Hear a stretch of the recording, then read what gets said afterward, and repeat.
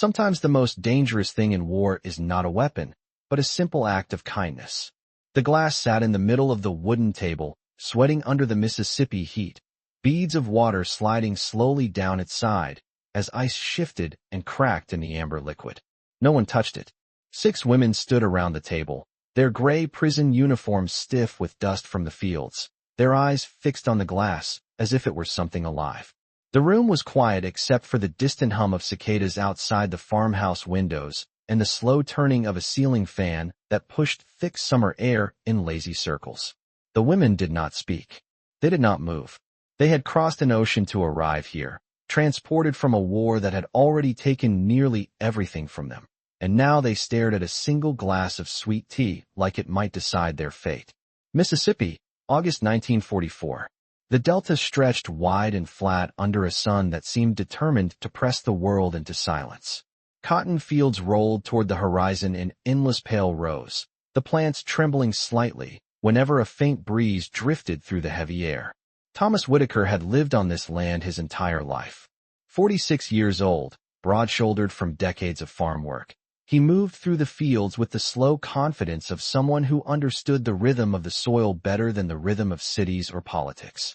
His farmhouse sat on a small rise overlooking 200 acres of cotton and corn, white paint faded from years of sun, a wraparound porch shaded by tall pecan trees planted by his grandfather before the First World War.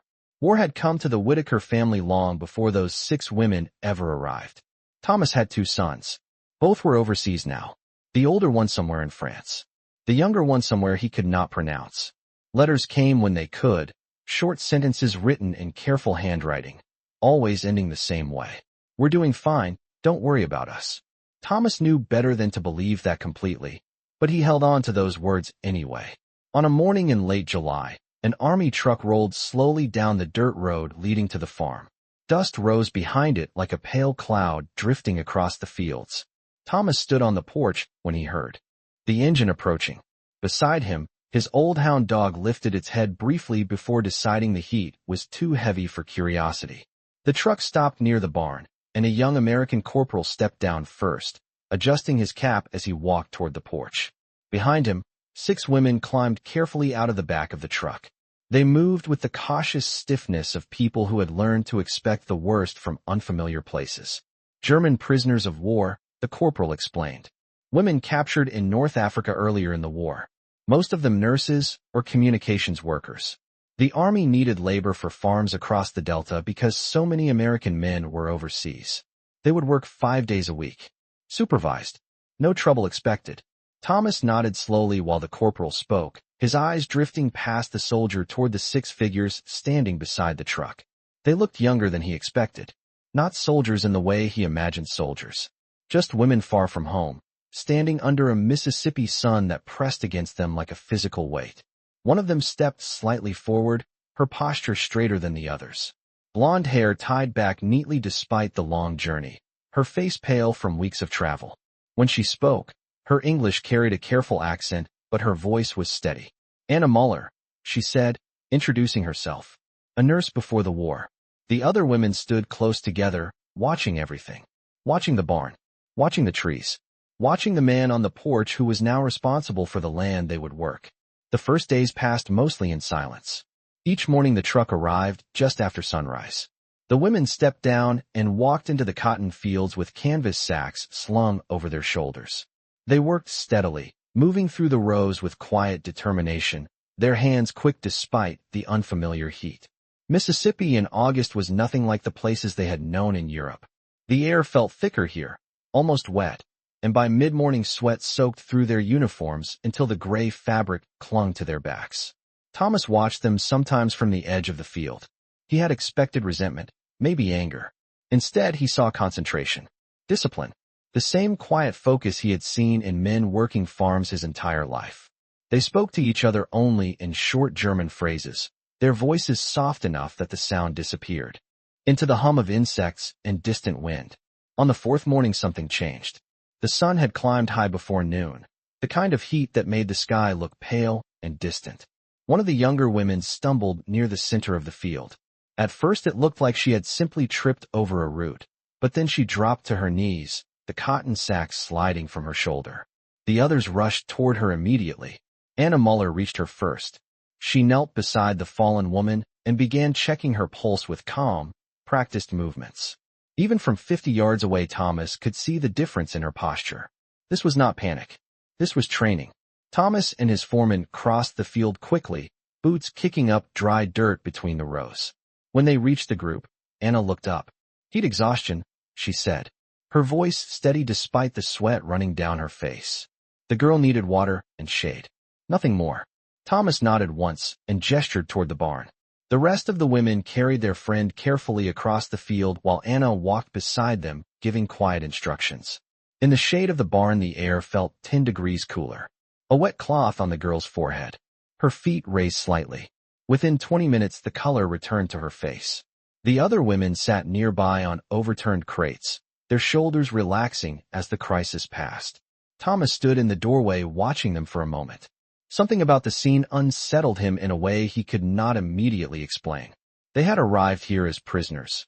Yet in that moment, they looked like any group of exhausted workers trying to take care of one another under the weight of a long summer day. That afternoon, when the sun dipped slightly and shadows stretched across the yard, Thomas walked into the farmhouse kitchen. He opened the refrigerator and took out a glass pitcher filled with sweet tea, the way people in Mississippi had been making it for generations. Strong black tea, sugar dissolved while the liquid was still hot, then cooled with ice until it turned a deep amber color that caught the light like polished wood. He poured several glasses and carried them out to the long wooden table on the porch. The women had finished work for the day and were waiting near the truck that would return them to the camp. When Thomas set the glasses down and gestured for them to sit, they approached slowly, their expressions cautious. The ice clinked softly inside the glasses. The scent of sugar and tea drifted into the warm air. But no one reached for the drink. Anna Muller stood closest to the table. She studied the glass in front of her carefully, the condensation gathering along the rim. Around her, the other women exchanged quiet glances. Minutes passed. Finally, Anna spoke, her voice low but clear. "In Germany," she said carefully, "we were told Americans sometimes give prisoners things that are not safe." The words hung in the humid air like a fragile thread between two worlds. Thomas Whitaker looked at the glass. Then he picked it up without saying a word and took a long drink. Thomas Whitaker lowered the glass slowly and set it back on the wooden table. The ice inside the tea shifted with a soft sound, the last small crack echoing in the quiet porch like a signal that something invisible had just changed. For a moment, no one spoke. The women watched him carefully, their eyes moving from the empty glass to his face, as if measuring every detail of what they had just witnessed. Thomas wiped his mouth with the back of his hand and pushed the glass slightly forward across the table. The gesture was simple, almost casual, but it carried the quiet confidence of a man who had spent his entire life solving problems without many words. The sun hung low over the cotton fields now, casting long shadows that stretched across the yard and up the porch steps. Cicadas screamed from the trees like tiny machines working overtime in the heavy Mississippi heat. The women remained standing for another few seconds before Anna Muller stepped closer to the table again. She studied the glass in front of her.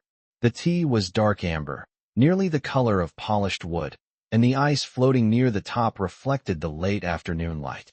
In Germany, tea was something different, usually hot and bitter, something you drank slowly during cold weather while rain tapped against the windows. This was something else entirely. Cold, sweet-smelling, almost strange enough to make a person suspicious even without the warnings that had filled their minds during the long years of war. Anna rested her fingertips on the edge of the table but did not yet touch the glass. Behind her, the other women shifted slightly, their exhaustion showing now that the workday had ended. One of them rubbed her hands together slowly, still red from hours of pulling cotton bolls from the plants. Another leaned her shoulder lightly against a porch post, watching the exchange between Anna and the American farmer with cautious curiosity. Thomas leaned back against the porch railing and crossed his arms loosely.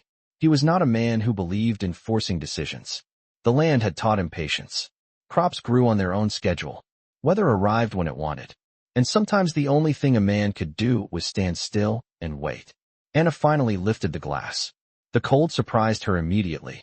Condensation dampened her fingers, and a thin stream of water slid down her wrist before falling onto the wooden boards beneath her feet.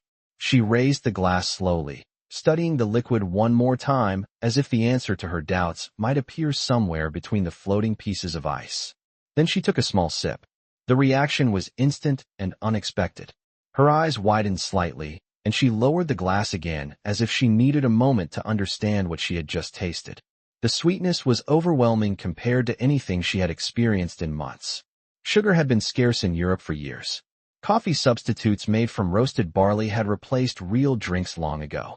Even bread had become something heavy and dry, stretched thin by shortages that seemed endless. But this drink tasted like something from another world. Cold sugar and tea and clean water combined into something refreshing enough that her body responded before her mind had time to analyze it. She took another sip, slightly larger this time. The other women leaned closer. One of them asked a quiet question in German. Anna answered with a short sentence and a small nod. The tension that had filled the porch just minutes earlier began to loosen. One by one the other women stepped forward and picked up their glasses. The ice clinked softly again as they lifted them. One woman laughed under her breath after the first taste, a sound so unexpected that she covered her mouth quickly as if afraid she had broken some rule she did not understand. Another closed her eyes for a moment while the cold sweetness spread across her tongue. Thomas watched the transformation with quiet interest. It was a small thing, he thought. Just tea and sugar and ice. The sort of drink people in Mississippi poured without thinking every afternoon when the heat became too much to ignore. Yet to these women it seemed almost extraordinary. The realization settled somewhere in his mind like a small stone dropped into still water. The war had created a distance between people that was wider than any ocean. Not just distance in geography, but distance in understanding. People on one side imagined monsters on the other side. And sometimes those monsters turned out to be nothing more than farmers offering a glass of tea on a wooden porch. Anna finished half her glass before setting it down again. Her posture relaxed now, the rigid caution slowly fading from her shoulders. She looked out across the fields beyond the barn where the cotton rows glowed pale under the lowering sun. The landscape felt impossibly calm compared to the places she had seen during the past 2 years. In North Africa, there had been endless sand and wind, and the distant rumble of vehicles moving across the desert. Before that, there had been hospital tents filled with wounded men waiting quietly for treatment. Here there was only farmland stretching toward a horizon that seemed peaceful enough to belong to another world entirely. One of the younger women spoke again in German, asking Anna what the drink was called. Anna turned back toward Thomas. Her English returned slowly, the words chosen carefully the way someone handles delicate tools. Sweet tea, she repeated after he said it. The phrase sounded strange in her accent, but she smiled slightly when she tried it again. Sweet tea. The other women repeated the words quietly among themselves, practicing the unfamiliar sound. Thomas poured another round from the pitcher without being asked. This time the glasses were accepted immediately. The porch felt different now. The earlier suspicion had faded into something closer to curiosity. One of the women pointed toward the cotton fields and asked about the plants. Another asked about the trees near the road.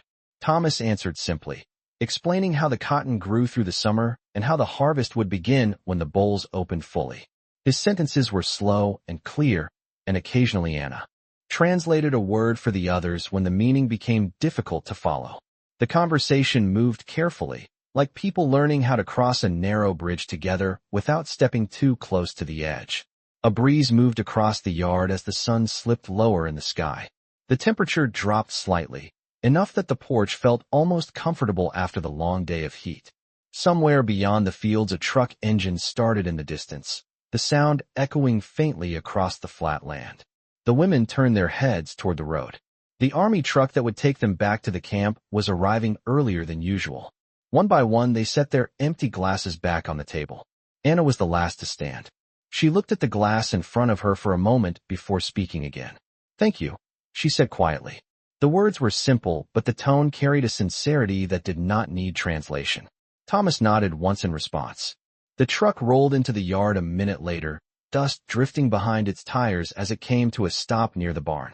The women climbed into the back slowly, their movements tired but calmer than when they had arrived earlier that morning. Anna stepped up last, and turned briefly toward the porch. For a moment her eyes met Thomas Whitaker's across the yard.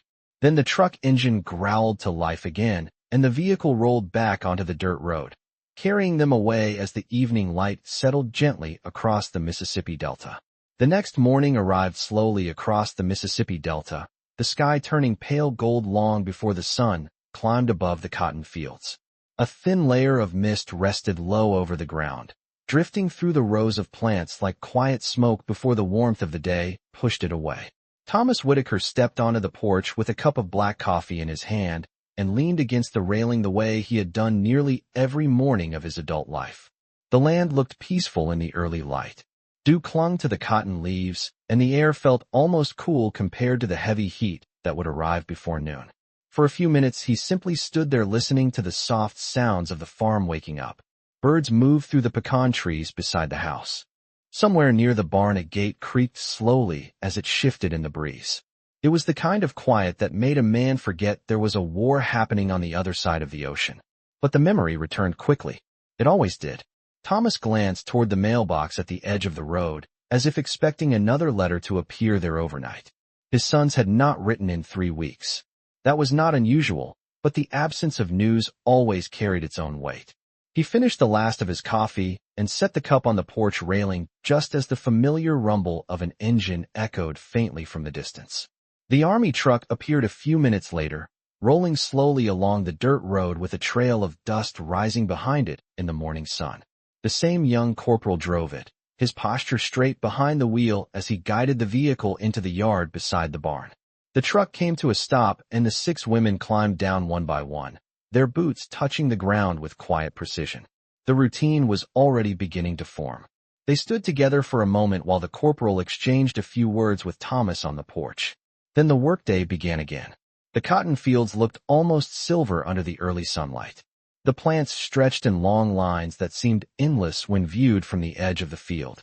Each woman took a canvas sack and moved between the rows with the same careful discipline Thomas had noticed the day before.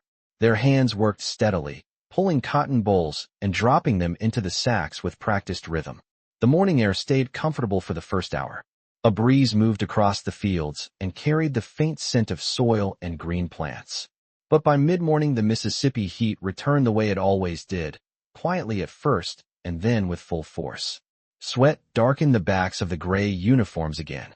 The sun climbed higher until the sky turned bright and empty above the fields. Thomas worked alongside his foreman near the edge of the crop, repairing a broken section of fencing that separated the cotton from a small pasture. Every so often he glanced toward the group of women moving steadily through the rows. Something about their presence had changed the atmosphere of the farm in a way he could not easily explain. The land was the same. The work was the same. Yet the silence felt different now that there were voices speaking German somewhere among the plants. Late in the morning, Anna Muller noticed him watching. She stood upright for a moment and wiped her forehead with the sleeve of her uniform before stepping out of the row and walking toward the fence where he worked. Her movements were deliberate, careful but not hesitant. When she reached the fence, she stopped a few feet away, leaving enough distance to show respect without appearing distant. The sun reflected off the wire strands between them. "You work here alone," she said slowly, forming each word with concentration. Thomas adjusted the piece of wire in his hands before answering. "Most days, yes. My boys used to help before they went overseas." Anna nodded slightly.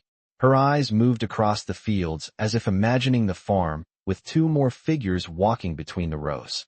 "They must miss this place," she said after a moment. Thomas shrugged once.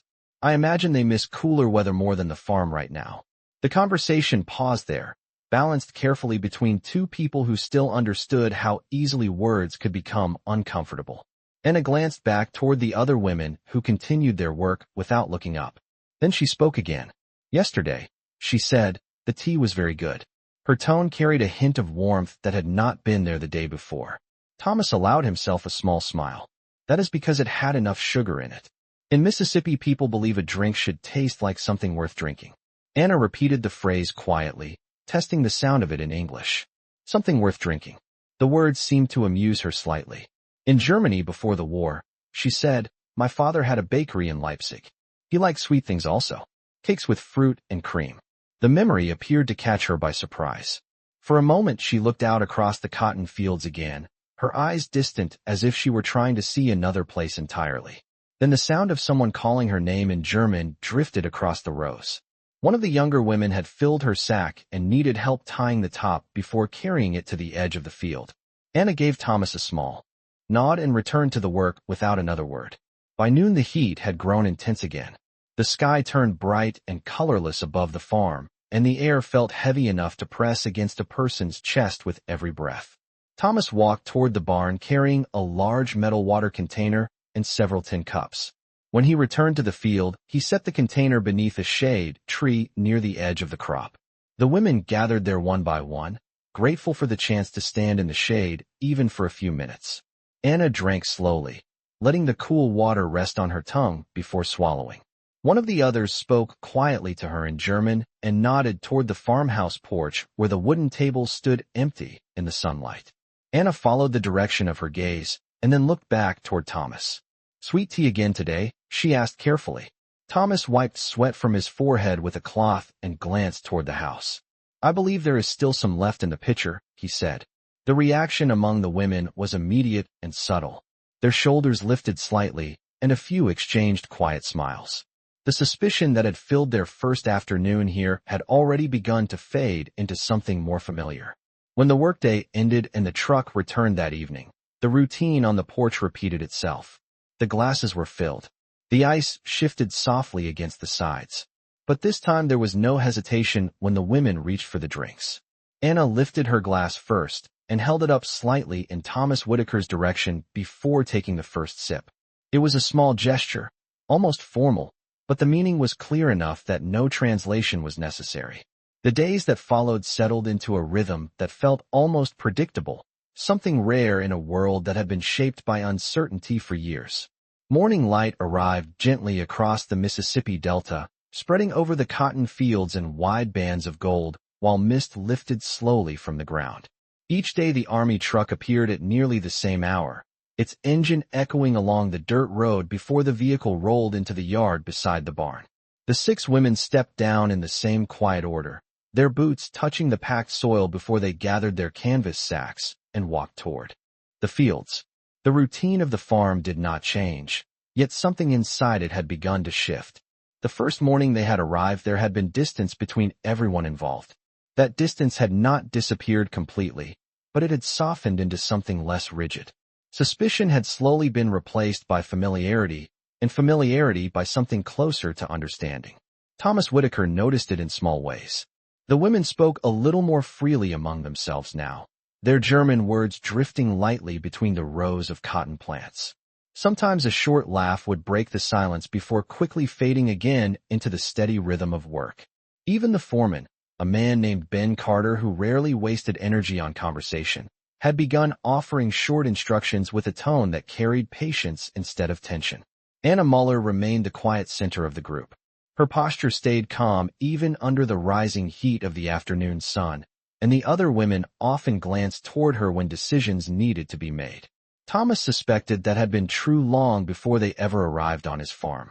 Some people carried leadership in the way they moved and spoke, and Anna seemed to be one of them. On the third afternoon after the first glass of sweet tea had been offered, the sky changed without warning. Mississippi weather had a reputation for doing exactly that. The morning had been clear and warm, the kind of day farmers usually trusted. But by mid-afternoon, the horizon darkened slightly toward the west, and a slow wind moved across the cotton fields in uneven waves.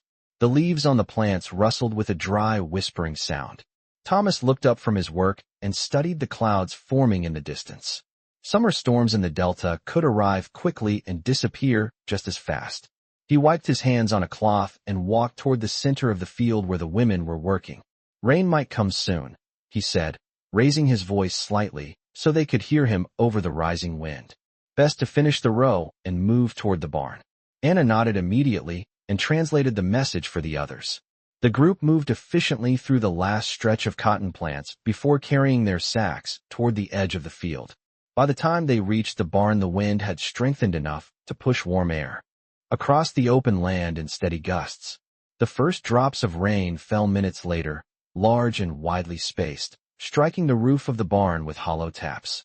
Then the sky opened fully, and the rain came down in a heavy curtain that blurred the view of the fields beyond the yard. Inside the barn the air smelled faintly of hay and old wood. The women stood near the wide doorway watching the storm sweep across the farm while Thomas leaned against a wooden support beam with his arms crossed loosely. Rainwater rolled from the barn roof in long streams, splashing against the ground and forming shallow puddles in the packed dirt. The sudden coolness in the air felt almost refreshing after hours of sun. One of the younger women stepped closer to the doorway and held her hand out to catch a few drops of rain. She laughed quietly when the water splashed across her fingers. Anna watched the storm with the thoughtful expression Thomas had come to recognize during the past few days. In Germany, she said slowly, summer rain sometimes smells like bread baking. Thomas tilted his head slightly, curious about the comparison. Bread baking, he repeated. Anna nodded. My father's bakery had a window that faced the street. When rain came during warm weather, the smell of the ovens would drift outside. The air felt full and warm. People passing by would stop and breathe it in. The memory lingered between them for a moment.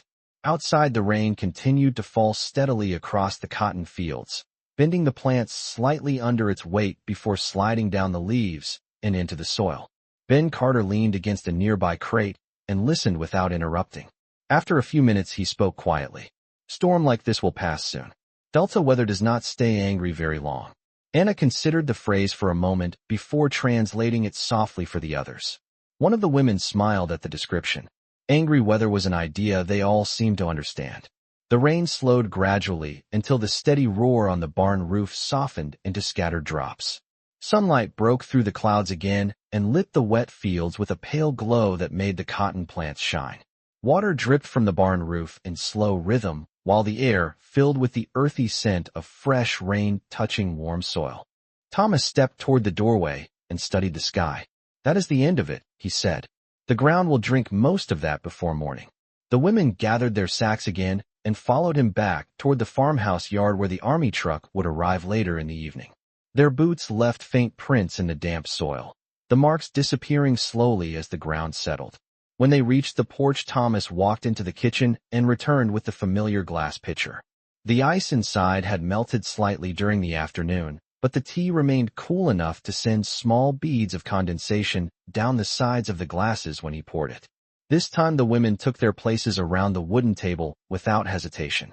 The earlier fear that had once surrounded the simple drink had disappeared completely.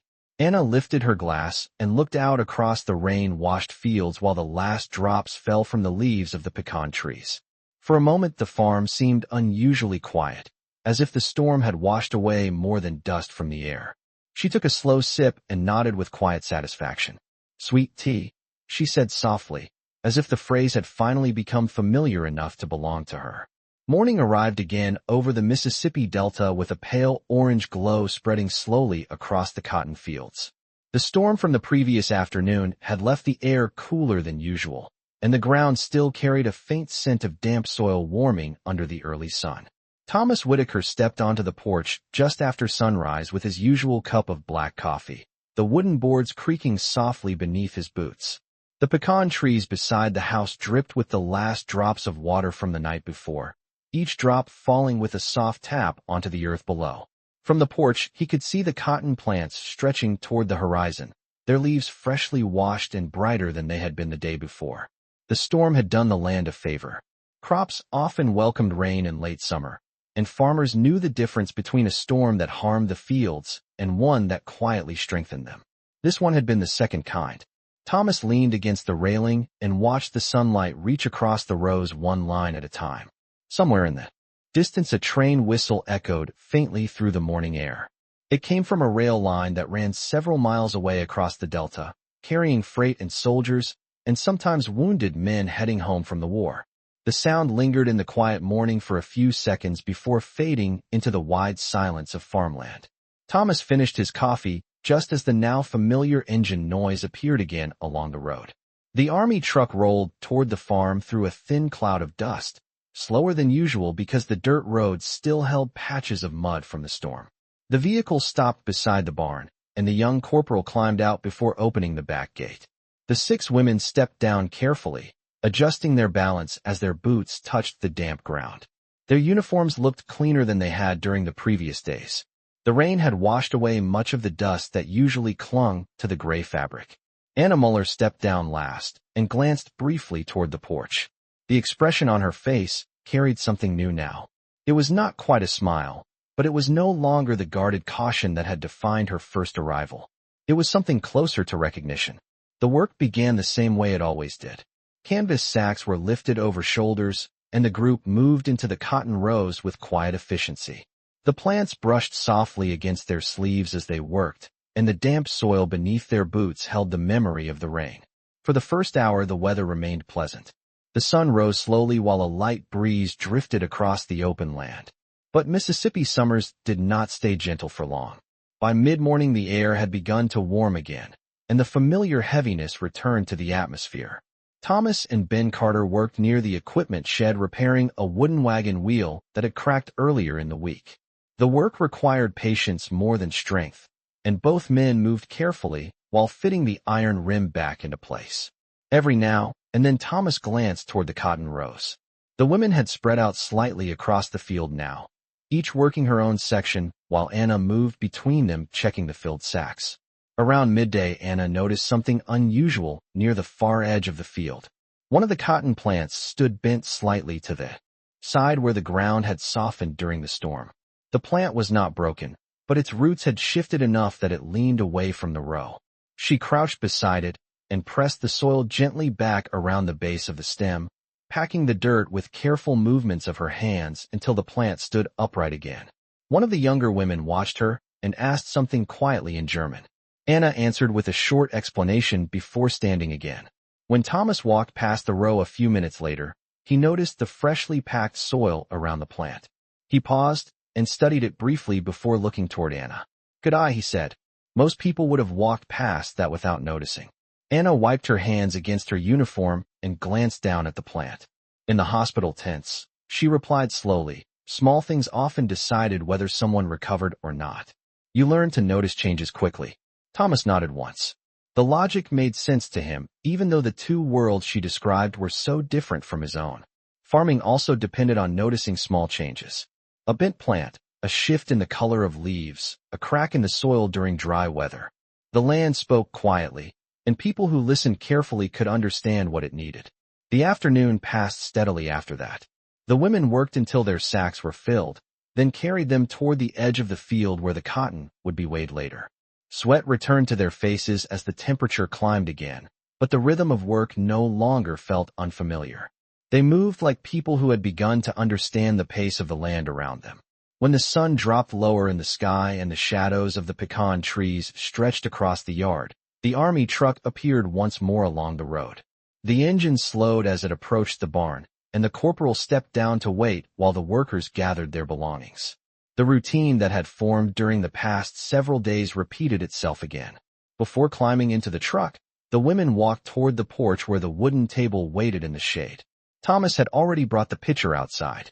The ice inside the tea shifted gently as he filled the glasses. This time the scene carried none of the uncertainty that had marked the first afternoon. The glasses were lifted without hesitation. Anna took the first sip and rested her hand lightly against the wooden table while she looked across the fields glowing in the late sunlight. For a moment the farm felt suspended between two worlds. One world was the distant war that had brought strangers together under unusual circumstances. The other was the quiet rhythm of ordinary life on a Mississippi farm where cotton grew, storms passed, and a glass of sweet tea waited on a porch at the end of every long summer day. Anna set her glass down slowly and spoke in a calm voice that carried both gratitude and quiet reflection. "In Germany, we say that kindness often arrives quietly," she said. Thomas glanced toward the fields again where the cotton plants moved gently in the evening breeze. "Mississippi farmers have a saying too," he replied after a moment. "If you take care of the land, it usually takes care of you." Anna considered the words carefully before nodding once, as if she understood that the meaning went far beyond the soil beneath their feet. The following week began with the slow certainty of late summer settling deeper over the Mississippi Delta. The mornings arrived warm even before the sun had fully risen, and the air carried that quiet heaviness that farmers recognized as the long middle stretch of the season. Cotton plants stood tall now across Thomas Whitaker's fields, their leaves thick and green, their white bolls beginning to open like small clouds along the rows. Each day the land looked slightly different, and Thomas had learned long ago that paying attention to those small changes was part of the work. He stood on the porch that morning with a fresh cup of coffee and watched the light move across the farm the way he always did. The wooden boards beneath his boots were warm already, and somewhere out near the barn his old hound dog stretched lazily in the shade. A few birds drifted low over the fields before settling along the fence line. It was the kind of morning that felt ordinary in every way, and that was exactly what made it remarkable. In other parts of the world, people were still waking up to the noise and confusion of war. Here, the day began with sunlight, soil, and the quiet promise of work. The sound of the army truck came along the road a few minutes later, just as it had every morning since the women first arrived. The vehicle rolled into the yard with its usual cloud of dust, though the dust had grown lighter after the rain earlier in the week. The young corporal waved once toward the porch as he stepped out. The back gate opened and the 6 women climbed down, their movements now familiar enough that the scene carried the feeling of routine rather than arrival. Anna Muller stepped down last as always. She paused briefly beside the truck and looked out across the cotton rows stretching toward the horizon. Something about the sight seemed to calm her. Perhaps it was the steadiness of the place. Farms had their own rhythm, and once a person understood it, the land offered a kind of quiet stability that was difficult to find anywhere else. Work began quickly. Canvas sacks were lifted, sleeves were rolled slightly higher against the heat, and the women moved into the rows with the practiced motion that had developed during the previous days. Their hands worked faster now. Cotton bolls were pulled cleanly from the plants and dropped into the sacks with a soft rustling sound. The breeze moved gently through the field, shifting the leaves and carrying the faint scent of warm earth. Thomas spent the early part of the morning checking irrigation lines near the far corner of the property. The ground there tended to dry faster than the rest of the field, and he wanted to make sure the recent rain had soaked in properly. Ben Carter worked nearby repairing a loose hinge on one of the equipment sheds. The steady clink of metal tools echoed faintly across the open land. Around mid-morning, Anna noticed Thomas walking along the edge of the rows. She stepped out from the plants and approached him slowly, brushing small pieces of cotton fiber from her sleeves. The heat had already begun to gather in the air again, though the breeze still carried a little relief. "You look at the plants the way a doctor studies patients," she said thoughtfully. Thomas paused and glanced down at the row beside him. "That is not far from the truth," he replied. "Crops can tell you what they need if you watch closely enough." Anna crouched beside one of the plants and touched the leaf gently between her fingers. "In the hospital tents we learned the same lesson," she said. "A small change in breathing or temperature could tell us when someone was improving, or when they were not." Thomas nodded once. The comparison made sense to him. The land and the human body both required patience and attention, and both had a way of rewarding people who learned to notice the quiet details. The conversation drifted there for a moment before Anna stood again and returned to the row. The morning passed quickly after that. The sun climbed high and the air grew thicker, pressing against the fields with the slow certainty of Mississippi summer. By noon the workers gathered beneath the same shade tree near the edge of the property where Thomas had placed the large water container earlier in the week. The tin cups passed from hand to hand, while the women rested for a few minutes. Their conversations moved easily now between short English phrases and the familiar comfort of German. Laughter appeared occasionally, soft and brief, but genuine. Even Ben Carter allowed himself a quiet smile when one of the younger women attempted to pronounce the word Mississippi and stumbled halfway through it. When the break ended, the work resumed with renewed energy. The sacks filled steadily and were carried toward the wagon waiting near the field entrance. By late afternoon the sun had begun its slow descent again, and the golden light spread across the farm with a warm glow that softened every line of the landscape. Thomas returned to the porch while the workers finished their final rows. Inside the kitchen, the glass pitcher waited in the refrigerator exactly where he had placed it earlier.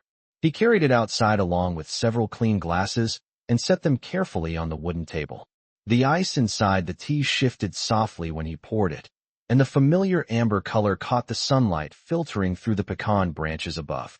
The women arrived a few minutes later, tired from the long day, but noticeably relaxed. Their movements carried the confidence of people who had begun to understand their surroundings. Anna lifted her glass and studied the drink for a moment before taking the first sip.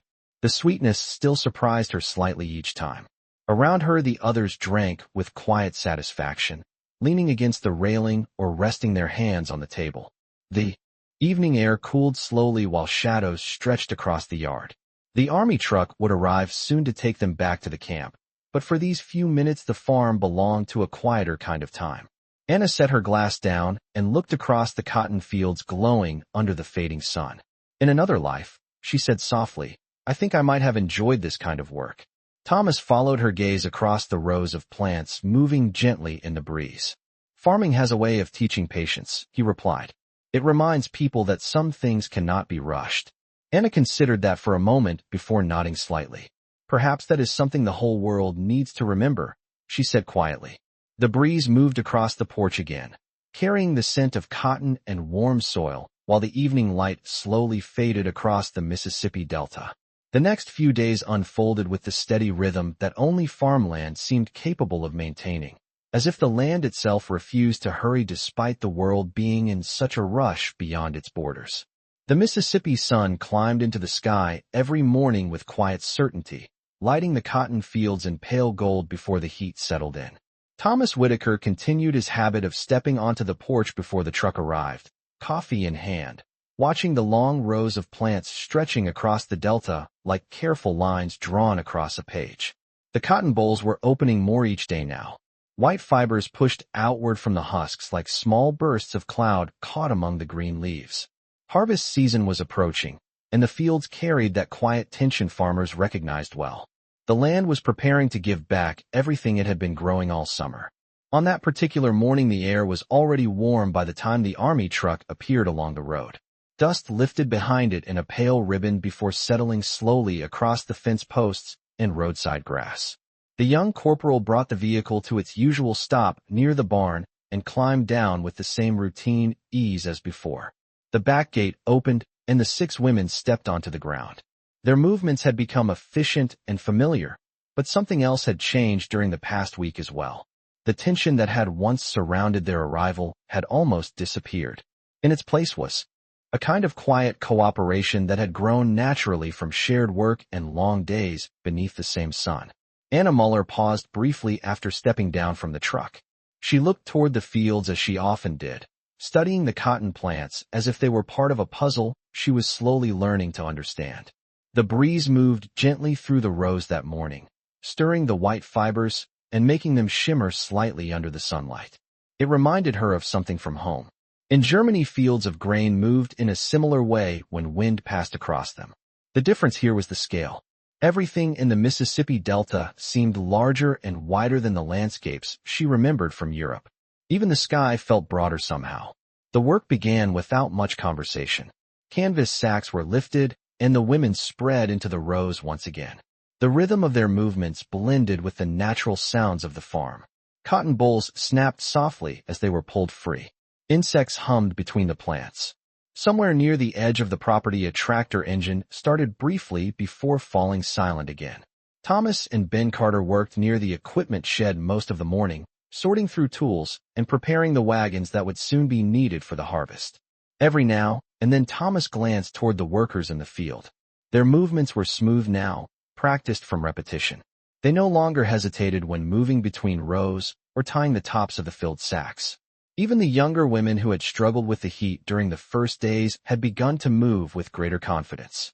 Around mid-morning Anna stepped out of the row again and walked toward the edge of the field where Thomas stood beside a wagon wheel. She carried a handful of cotton fibers loosely in one hand. When she reached him, she held them up slightly. "These are ready sooner than I expected," she said thoughtfully. Thomas studied the fibers for a moment before nodding. "The rain last week helped them along," he replied. "Crops grow faster when the soil has enough water." Anna rolled the cotton gently between her fingers. "It feels softer than wool," she said. Thomas smiled faintly at the comparison. Cotton tends to surprise people the first time they hold it fresh from the plant. Most folks only see it after it has been spun into fabric. Anna looked across the rows again. In Germany before the war, fabric was something you rarely thought about. You bought it, you wore it, and that was the end of it. Now I see where it begins. The observation lingered between them. It was one of those small realizations that often appeared when people were placed far from the familiar routines of their old lives. Thomas nodded once before returning to his work. The morning continued with steady progress. The sacks filled one after another and were carried toward the wagon waiting at the edge of the field. The heat built gradually until the air felt thick again, pressing against the land the way it always did during late summer afternoons in Mississippi. By noon, the shade tree near the property line once again became the gathering place for the short break. The water container rested there with the tin cups stacked beside it. The women drank slowly while resting their backs against the trunk or sitting on overturned buckets. Conversation drifted between English and German with the easy mixture that had begun to form among them. One of the younger women attempted to teach Ben Carter how to pronounce a German word for bread, though his attempt made the others laugh quietly before he finally gave up with a shrug. The moment was small, but it carried the unmistakable feeling of people who had begun to relax around one another. After the break, the work resumed until the sun began its slow descent toward the horizon. The lights softened again, spreading across the fields in long golden beams that made the cotton fibers glow like tiny lanterns among the leaves. When the last sacks were tied and carried to the wagon, the workers walked toward the farmhouse porch where the familiar table waited in the shade. Thomas had already brought out the pitcher. The glasses were lined neatly beside it, and the ice clinked softly as he poured the tea. The women gathered around the table as they had done every evening during the past week. This time the movement felt almost ceremonial, as if the simple drink had become a quiet marker that separated the long hours of work from the short calm before the truck arrived. Anna lifted her glass and took a slow sip. The sweetness spread across her tongue the same way. It always did, surprising and refreshing at once. Around her the others drank with quiet satisfaction, while leaning against the railing or resting their hands on the wooden surface of the table. The sky above the delta turned pale orange as the sun dropped lower, and the cotton fields beyond the yard moved gently in the evening breeze. Anna set her glass down and looked toward the wide horizon. "When we first came here," she said softly, "we believed we understood what this place would be like." Thomas leaned back against the porch railing, listening. "And now," he asked after a moment, "do you understand it differently?" Anna considered the question while the breeze moved through the trees above them. "Yes," she replied quietly. "Now I understand that sometimes the smallest things change what people believe." Thomas glanced toward the pitcher on the table and the empty glasses slowly collecting drops of condensation in the warm air. The farm grew quiet again as the distant sound of the approaching army truck echoed faintly along the road beyond the fields. The evening after Anna spoke those quiet words passed with the slow calm that had begun to define life on the farm. The army truck arrived, the women climbed aboard, and the dust from its tires faded into the warm Mississippi twilight. For a few moments after the vehicle disappeared beyond the bend in the road, Thomas Whitaker remained standing on the porch. The empty glasses still rested on the wooden table beside the pitcher, thin trails of condensation sliding slowly down the sides. He gathered them one by one and carried them back inside the kitchen, rinsing each glass carefully under the sink before placing them upside down on the counter. It was a small habit he had developed without thinking about it. Farms were built on habits like that. Small routines repeated day after day until they became part of the rhythm of the place itself. The next morning arrived with a pale gray sky stretching over the delta. The sun had not yet pushed fully through the thin layer of clouds, and the air carried a cooler edge that had been missing for most of the week. Thomas stepped onto the porch again with his coffee and studied the horizon. Sometimes mornings like this meant another storm might arrive before nightfall. Farmers watched the sky the way sailors watch the sea. The smallest change in color or movement could tell a careful observer what the day might bring. The cotton fields looked almost silver under the soft light.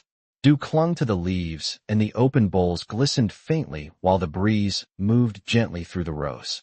A few minutes later, the familiar engine sound echoed from the road once more. The army truck rolled into the yard and stopped beside the barn just as it had every day before. The corporal stepped down and opened the back gate. The 6 women climbed down one after another, their movements steady and practiced now. Anna Muller stepped onto the ground last and paused for a moment while looking toward the sky. In Germany, she said quietly as Thomas approached from the porch, mornings like this often meant rain later in the day. Thomas glanced up at the thin clouds. You might be right about that, he replied. Mississippi weather enjoys surprising people, but this looks like it could turn into a storm. The women gathered their sacks and walked into the cotton rows as usual. The work continued with the quiet efficiency that had become familiar during the past week. Hands moved through the plants, pulling the white fibers free while the sacks gradually filled. The breeze carried the faint smell of damp earth and growing crops. Even the insects seemed quieter under the muted sky. Around mid-morning the light shifted again.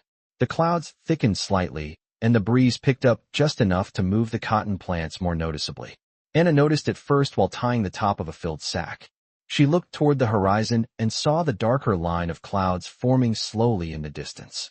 She stepped out of the row and walked toward Thomas, who was inspecting a fence post near the edge of the property. The rain may come sooner than we thought, she said calmly. Thomas followed her gaze and nodded. Looks like we have a few hours at most. Best to keep moving while the weather still allows it. The message spread quickly among the group. The women worked with renewed focus, filling the sacks and carrying them to the wagon before the rain could interrupt the day. Even Ben Carter moved with greater speed while adjusting the wagon boards to make room for the growing pile of cotton. By early afternoon, the air had changed completely. The breeze had strengthened, and the clouds now covered most of the sky. The cotton fields darkened under the shifting light. A low rumble echoed somewhere beyond the distant trees. The first drops of rain fell shortly after. They were light at first, scattered across the leaves like small tapping fingers. Then the rain grew heavier, falling steadily across the open land. Thomas raised his voice slightly so the workers could hear him above the wind. Barn, he called out, pointing toward the large wooden structure near the farmhouse. The group moved quickly across the field, carrying what sacks they could before the rain soaked them completely. By the time they reached the barn, the storm had settled into a steady downpour. The wide doorway offered shelter while the rain drummed against the roof overhead. Water streamed down from the edges of the building and splashed into the dirt outside, forming shallow puddles that reflected the gray sky. Inside the barn, the air felt cool and smelled faintly of wood and hay. The women set the sacks down near the wall and stood near the doorway watching the rain sweep across the cotton fields. The plants bent slightly under the falling water before rising again in the wind. For a few minutes no one spoke. The sound of the storm filled the space with a steady rhythm that seemed almost peaceful after the heat of the morning. Anna stepped closer to the doorway and rested her hand lightly against the wooden frame. In Germany, she said quietly, rain like this sometimes lasted all afternoon. Thomas leaned against a support beam nearby. Here it usually moves through faster, he replied. The delta does not keep storms very long. One of the younger women stretched her hand out to catch a few drops blowing in from the wind. She laughed softly when the cool water touched her fingers. The sound echoed lightly inside the barn. After a while, the rain began to soften. The steady roar on the roof faded into scattered taps as the clouds started to break apart. A thin band of sunlight appeared along the horizon, shining through the mist above the cotton fields. Thomas stepped outside first and studied the sky carefully. The worst of it has passed, he said. The ground will drink most of that rain before evening. The group walked back toward the farmhouse yard as the clouds slowly opened again. Water dripped from the leaves of the pecan trees, and small streams ran along the edges of the dirt road. The air felt cooler and fresher than it had all day. When they reached the porch, Thomas disappeared briefly into the kitchen and returned with the familiar pitcher. The glasses were filled once more, the ice shifting softly as the tea poured into each one. Anna lifted her glass and looked out across the rain-washed fields. The cotton plants shimmered under the returning sunlight, while the breeze carried the scent of wet soil across the yard. She took a slow sip and nodded quietly. The sweetness tasted even brighter after the storm. The rain that had passed over the farm left the evening unusually calm.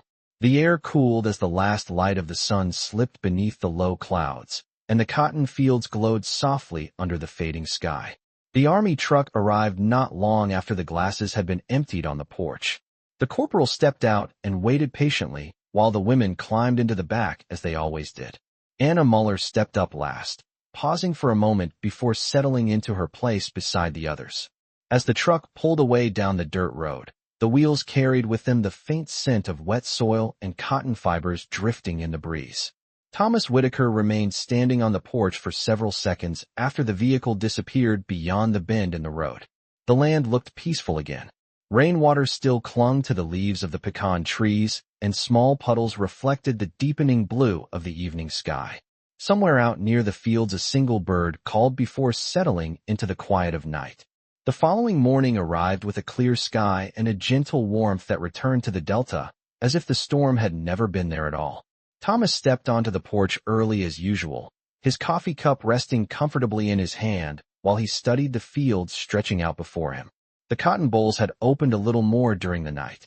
Rows that had looked pale before now seemed brighter, the white fibers standing out against the green leaves like scattered clouds resting on the plants. Harvest season was moving closer with every passing day. When the sound of the army truck approached once more along the road, Thomas set his empty cup on the railing and stepped down from the porch to greet the morning. The truck stopped beside the barn in its usual place. The young corporal climbed down, nodded politely, and opened the back gate. The 6 women stepped onto the ground, their movements steady and familiar now. Anna Muller paused briefly after stepping down and looked across the fields before turning toward Thomas. "The land looks different today," she said quietly. Thomas followed her gaze across the cotton rows. "That is because the storm helped the plants open faster," he explained. "Rain does that sometimes." Anna nodded slowly as if the explanation confirmed something she had already suspected. Work began as it always did. The canvas sacks were lifted and the women moved into the rows of cotton while the breeze stirred the plants around them. The sky remained clear and bright. Sunlight warmed the land steadily as the morning passed. The sound of cotton bolls snapping free from their stems blended with the hum of insects and the distant creak of farm equipment. Around mid-morning, Anna stepped out of the row and walked toward the edge of the field where Thomas was repairing a small irrigation pipe near the ditch line. She watched for a moment while he worked before speaking. "When I was young," she said slowly, "my father believed that land could teach people patience." Thomas looked up from the pipe and wiped his hands on a cloth. "That sounds like a wise man," he replied. Anna rested her hands lightly on the fence rail beside him. "He said the earth does not hurry for anyone. You must learn its rhythm instead." Thomas smiled faintly. "That sounds very much like farming in Mississippi." The two of them stood quietly for a moment, watching the cotton plants sway in the breeze. The rows stretched across the delta in perfect lines, disappearing into the distant haze where the land met the sky. After a while, Anna returned to the field and continued working beside the others. The morning carried on with steady progress. By noon, the sacks were filling faster than they had the previous week. The cotton was ready now, and every row offered more than the last. When the workers gathered under the shade tree for their break, the conversation was livelier than usual. One of the younger women attempted again to pronounce the word Mississippi correctly, while Ben Carter listened with folded arms and an amused expression. The attempt ended in laughter that drifted across the warm air beneath the tree. Even Anna allowed herself a small smile before taking a long drink from the tin cup of water. The afternoon sun rose high above the farm before slowly beginning its descent. The work continued until the final sacks were tied and stacked near the wagon waiting at the edge of the field. By the time the group walked back toward the farmhouse porch, the sky had softened into the golden color that always arrived during the late hours of the day. Thomas had already prepared the glasses on the table. The pitcher of sweet tea rested beside them, beads of condensation forming along the glass surface. When the women gathered around the table, the familiar ritual unfolded once again. The ice shifted softly as the tea was poured into each glass. Anna lifted hers and held it in both hands for a moment before taking the first sip.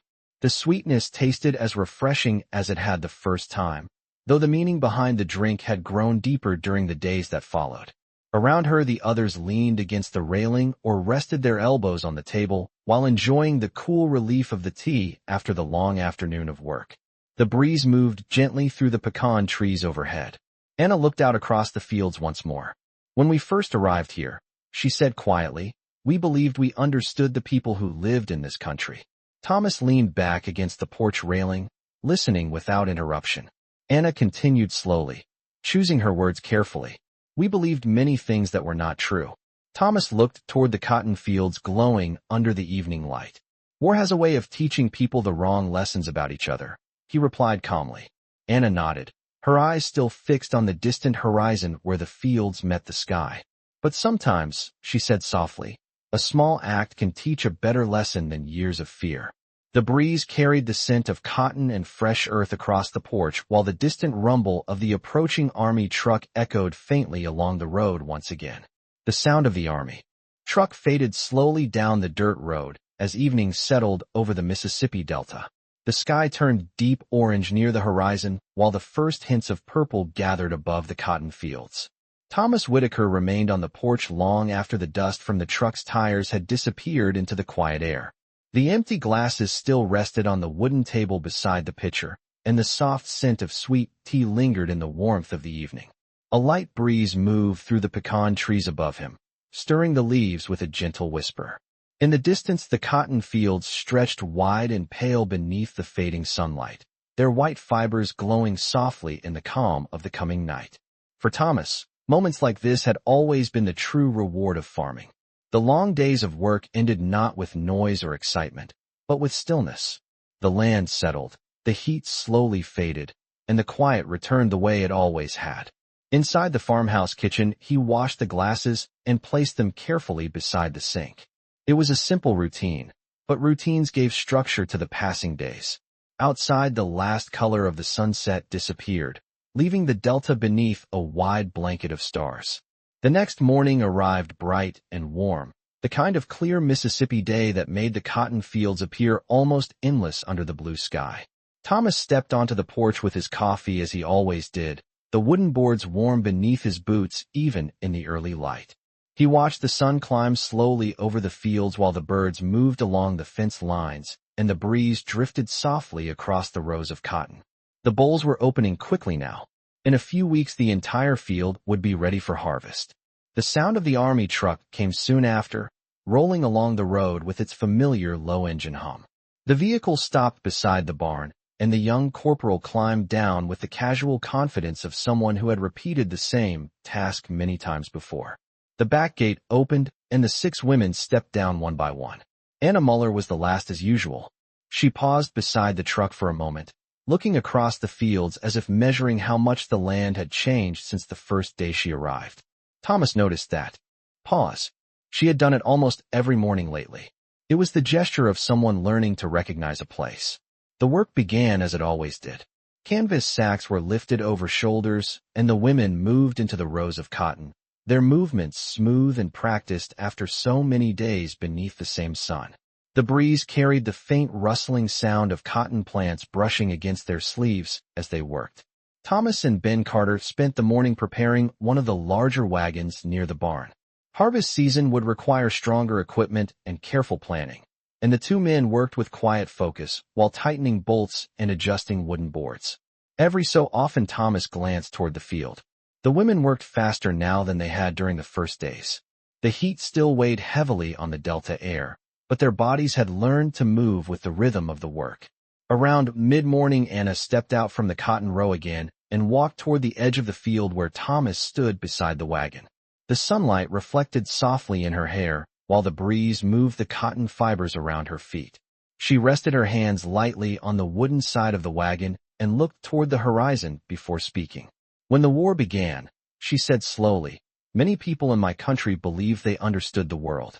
Thomas listened without interrupting, his hands resting on the iron rim of the wagon wheel. We were told that some nations were cruel, she continued carefully, that prisoners would be treated without dignity, that fear would follow us everywhere once we were captured. Thomas glanced across the cotton fields for a moment before answering.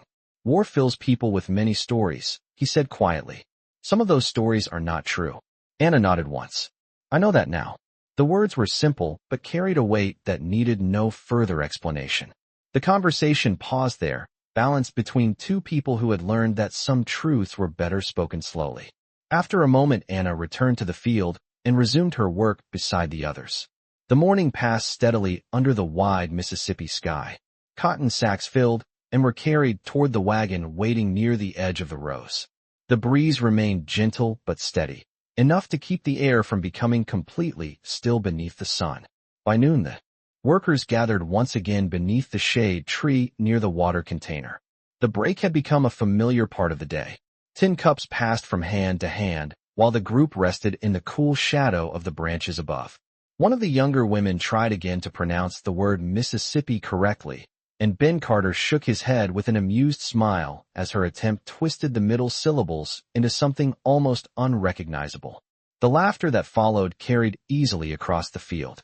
Even Thomas allowed himself a small smile before taking a drink from the tin cup. The afternoon moved forward with the steady pace of work that farming required. By the time the sun began lowering toward the horizon again, the wagon held a growing pile of freshly gathered cotton.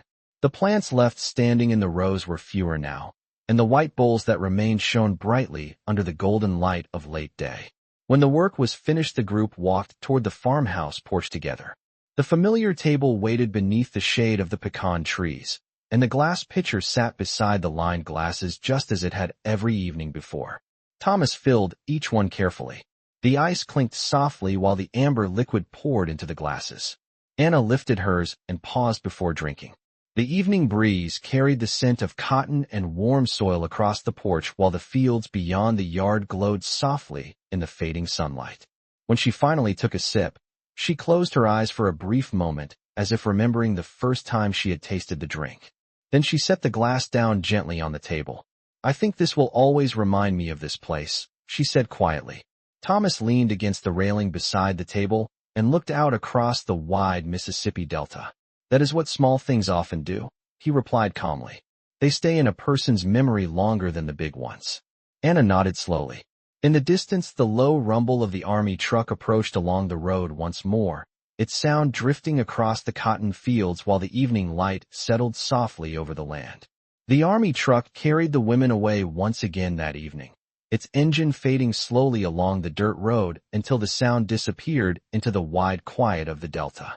The porch returned to stillness as the dust settled across the yard. Thomas Whitaker stood beside the wooden table for a moment longer, his hand resting lightly on the back of one of the chairs. The empty glasses held faint traces of melting ice, thin lines of water running slowly down their sides. He gathered them the way he always did, carrying them into the kitchen where the soft yellow light from the window fell across the sink. Outside, the cotton fields rested beneath the deepening blue of the night sky. Crickets began their steady chorus among the tall grass near the road, and somewhere out beyond the barn an owl called once before the darkness settled fully across the land. The following morning arrived with the calm clarity that often came after several days of warm weather. The sky stretched wide and blue over the Mississippi Delta, and the sun climbed slowly above the cotton rows, turning the white bowls into glowing patches of light across the fields. Thomas stepped onto the porch with his coffee, as he had every morning for years. The routine had been the same long before the war began and long before the army trucks started arriving at his farm each day. He leaned against the railing and studied the land the way a farmer always did, quietly measuring the condition of the plants, the soil, and the weather all at once. The cotton looked strong. The bolls were opening quickly now, and the fields had begun to carry the pale color that signaled the approach of harvest. When the distant sound of the truck reached the farm once again, Thomas finished the last of his coffee and set the cup on the porch railing. The vehicle rolled into the yard and stopped beside the barn with its usual low rumble. The young corporal stepped down and opened the back gate while dust drifted slowly through the morning air. The women climbed down one by one.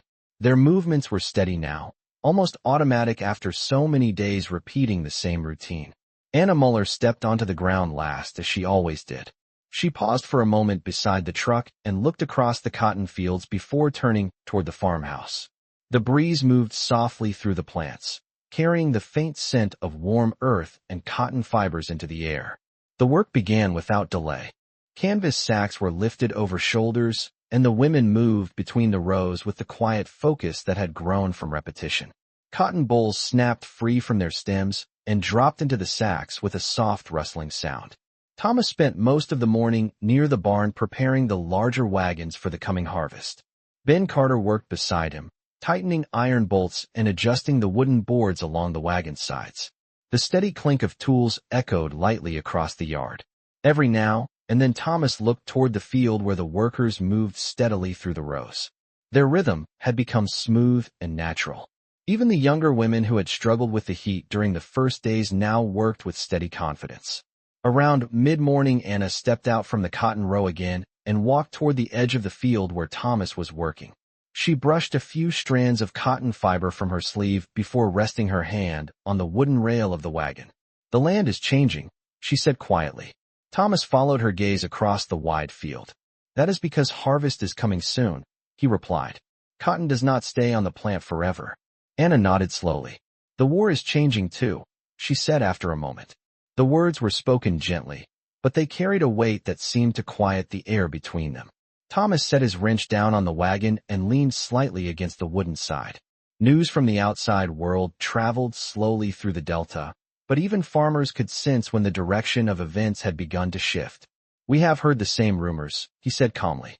Anna looked across the fields again, her expression thoughtful. "If the war ends," she continued carefully, "everything will change again. The farm," Thomas said quietly, "will still be here. The cotton will grow next year just as it does this year. The land tends to keep its promises." Anna allowed herself a small smile at that. "I believe you are right about that," she said softly. She returned to the field after that, moving once again among the rows beside the others. The morning carried forward beneath the bright Mississippi sun. The sacks filled steadily and were carried toward the wagon waiting at the edge of the crop. By noon the group gathered beneath the familiar shade tree once again. The water container rested in the grass, while tin cups passed from hand to hand. Conversation moved easily now, drifting between English and German without hesitation. The women laughed quietly when one of them attempted once again to teach Ben Carter a German phrase that refused to form properly on his tongue. Even Thomas allowed himself a brief chuckle before taking a drink of cool water. The afternoon passed with the steady pace that farming always required. By the time the sun lowered toward the horizon, the wagon beside the field carried a growing pile of fresh cotton. The plants that remained standing in the rows seemed fewer now, their white fibers glowing brightly under the golden light of evening. When the final sacks were tied and stacked, the group walked back toward the farmhouse porch together. The wooden table waited beneath the pecan trees, and the familiar pitcher rested beside the glasses. Thomas filled them carefully as always. The ice shifted softly while the tea poured into each glass. Anna lifted hers and held it for a moment while the evening breeze moved through the leaves above them. She took a slow sip before setting the glass gently on the table. "Sometimes the smallest things become the clearest memories," she said quietly. Thomas leaned back against the porch railing and looked across the wide cotton fields glowing beneath the fading sunlight. "That is because small things are often the truest ones," he replied.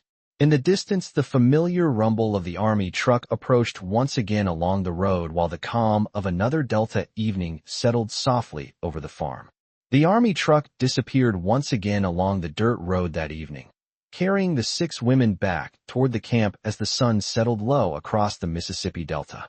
The fields stretched wide and pale beneath the fading light, the cotton bolls glowing softly against the deepening gold of the sky. Thomas Whitaker remained on the porch for a long moment after the truck had gone, his arms resting loosely on the wooden railing while he looked out across the land he had worked for most of his life. The breeze moved gently through the pecan trees above him, carrying the scent of cotton and warm soil across the quiet yard. Somewhere near the barn, a loose piece of tin shifted with a soft metallic sound before settling again. The farm was returning to its familiar stillness, the kind of quiet that only came after a long day of work. Thomas gathered the empty glasses from the table as he always did, the melting ice leaving small rings of water on the wood. Inside the kitchen, the evening light stretched through the window above the sink while he rinsed the glasses one by one. Outside, the first stars began to appear across the wide Mississippi sky. The following morning arrived with a clear blue horizon and a steady warmth already rising from the ground. The cotton fields shimmered beneath the sunlight as Thomas stepped onto the porch with his usual cup of coffee.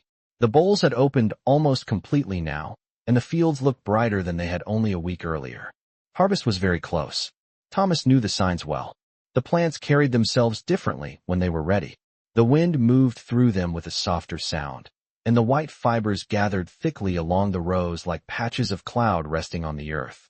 When the distant rumble of the army truck echoed along the road again, Thomas finished his coffee and stepped down from the porch. The vehicle rolled into the yard and stopped beside the barn in the same place it always did. The young corporal climbed down and opened the back gate. The women stepped onto the ground with their familiar quiet efficiency. Anna Muller came down last as she always did, pausing for a brief moment beside the truck while she looked out across the cotton fields. Something in her expression seemed more thoughtful than usual that morning. Thomas noticed it as he walked toward the barn. The air felt slightly different as well. There was a sense of quiet anticipation that had nothing to do with the weather. Work began as it had every day before. The canvas sacks were lifted over shoulders, and the women moved into the rows of cotton. Their hands worked quickly now. The bowls were plentiful, and the sacks filled faster than ever before. Thomas spent the early part of the morning near the barn with Ben Carter, preparing the wagons that would soon carry the harvest toward the storage sheds. The steady sound of tools tapping against metal drifted across the yard while the workers moved through the rows in the distance. Around mid-morning, Anna stepped out of the cotton row and walked toward the edge of the field where Thomas stood adjusting the iron rim of a wagon wheel. She rested her hand lightly against the wooden side of the wagon before speaking. "There was news at the camp last night," she said quietly. Thomas straightened and looked at her. News traveled slowly across rural Mississippi during the war, but sometimes the camps received word before anyone else did. "What kind of news?" he asked calmly. Anna looked across the fields for a moment before answering. "The war in Europe may be ending soon." The words seemed to settle over the land like a soft echo. Thomas did not react immediately. He glanced out across the cotton rows where the breeze moved gently through the plants. Rumors had circulated for months, but hearing the possibilities spoken aloud carried a different weight. "That would change many things," he said after a moment. Anna nodded slowly. "Yes. It would mean we may return home sooner than expected." The sentence carried both hope and uncertainty at the same time. Thomas rested his hand on the wagon wheel while considering the thought. Farms had their own sense of time. Seasons passed, crops grew, harvest came and went. War felt distant from that rhythm, even though its effects reached into every corner of the country. "If that happens," he said quietly, "your family will be glad to see you again." Anna looked down briefly before lifting her eyes toward the wide horizon of the delta. "I hope they are still there to see me," she replied softly. The words were not spoken with sadness, only with the calm honesty of someone who had lived through uncertain years. The conversation ended there. Anna returned to the cotton rows while the morning continued beneath the bright sun. The sacks filled quickly and were carried toward the wagons waiting at the edge of the field. By noon the workers gathered once again beneath the shade tree where the water container rested in the grass. The break felt quieter than usual that day. The possibility of the war ending had settled into everyone's thoughts. Even Ben Carter seemed more thoughtful than usual while passing the tin cups around. After a few minutes the conversation slowly returned, drifting between English and German as it often did. One of the younger women attempted once again to pronounce Mississippi properly, and the sound of laughter rose briefly beneath the branches of the tree. The afternoon passed steadily. The sun moved slowly toward the horizon while the cotton fields glowed under the warm light of late day. When the final sacks were tied and carried toward the wagon, the group walked back to the farmhouse porch together. The wooden table waited beneath the pecan trees, just as it always had. The pitcher rested beside the glasses, cool beads of condensation sliding slowly down the glass surface. Thomas filled the glasses and passed them across the table. The ice shifted softly inside the amber tea. Anna lifted her glass and held it for a moment before drinking. The breeze moved gently through the trees while the cotton fields beyond the yard shimmered under the golden evening light. "If the war ends soon," she said quietly, "I will remember this place for the rest of my life." Thomas leaned against the porch railing beside her and looked across the wide Mississippi Delta.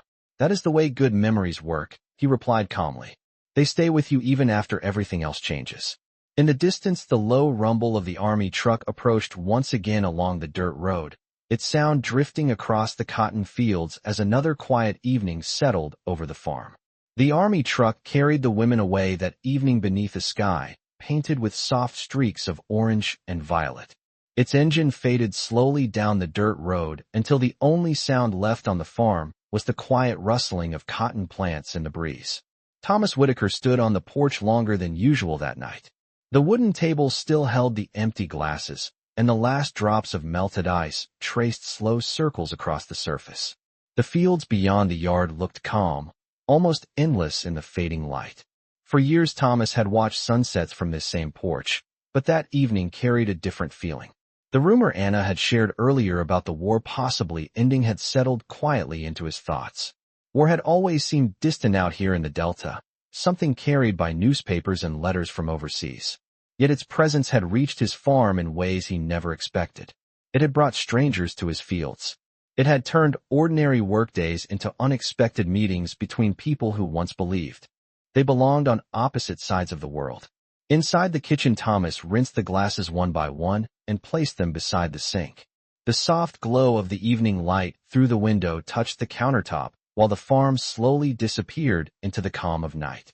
The following morning arrived with a clear sky stretching wide over the Mississippi Delta. The air felt warmer than usual even before the sun had fully risen, and the cotton fields shimmered faintly with early light. Thomas stepped onto the porch with his coffee, as he had every morning. The land looked ready. The white cotton bolls covered nearly every row now, bright against the green leaves beneath them. Harvest would begin very soon. When the familiar rumble of the army truck appeared along the road, Thomas finished his coffee and stepped down from the porch. The vehicle rolled into the yard and stopped beside the barn. The young corporal climbed down and opened the back gate. The 6 women stepped onto the ground with the steady rhythm that had become part of the farm's daily life. Anna Muller stepped down last. She paused beside the truck longer than usual that morning, her eyes moving slowly across the fields as if committing the view to memory. Thomas noticed the expression immediately. Something had changed. Work began again as always. The canvas sacks were lifted and the women moved into the cotton rows. Their hands worked quickly through the plants, gathering the open bolls and dropping them into the sacks. But the atmosphere of the morning felt different. The conversations were quieter. The glances toward the horizon happened more often. Around mid-morning, Anna stepped out of the row and walked toward the edge of the field where Thomas stood beside one of the wagons. She brushed the cotton fibers from her sleeves before resting her hand on the wooden sideboard. "There was confirmation last night at the camp," she said gently. "The war in Europe is ending." The words rested between them in the warm Delta air. Thomas looked across the cotton fields before answering. "That will change a great many lives," he said calmly. Anna nodded. "It means we will likely be transferred soon.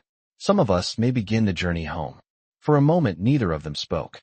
The breeze moved through the cotton plants, carrying the soft rustling sound across the field.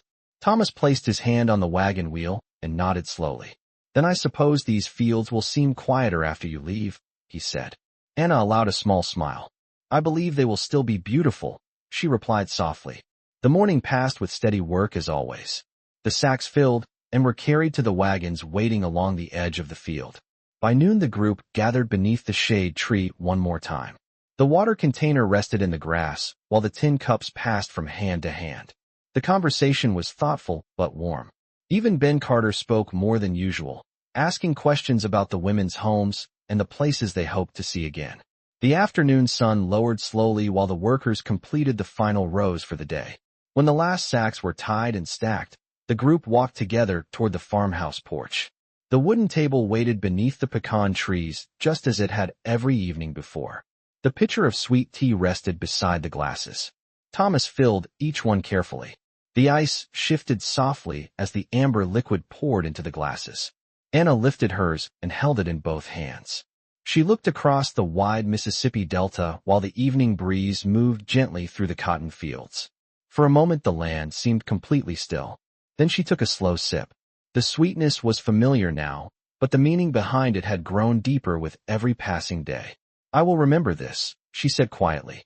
Thomas leaned against the railing beside the table. "The farm will remember you as well," he replied. Anna set the glass down gently and looked toward the horizon where the sky had begun turning gold. "When we first arrived," she said, "we believed kindness might hide danger." Thomas nodded once. "And now," he asked softly, "what do you believe?" Anna looked down at the glass of tea for a moment before answering. "Now I believe that sometimes the quietest gestures carry the greatest truth." The distant sound of the army truck approached along the road one final time. The women finished their tea and placed the glasses back on the table. When the truck arrived, they climbed into the back slowly, each one turning briefly toward the farmhouse porch before the engine started again. Anna stepped up last. She paused and looked once more across, the cotton fields glowing beneath the setting sun. Then the truck pulled away, carrying them down the road while the evening breeze moved gently through the white rows of cotton. Years later, long after the war had ended and the Delta seasons had turned again and again, Thomas Whitaker would still stand on that same porch during summer evenings. The cotton fields would still glow under the setting sun, and the breeze would still move through the pecan trees the same way it always had. And sometimes, when the light struck the glass pitcher just right, he would remember the afternoon when a group of frightened women first stared at a simple drink as if it might harm them, and how, in the quiet shade of a Mississippi porch, a glass of sweet tea had slowly changed what they believed about the world.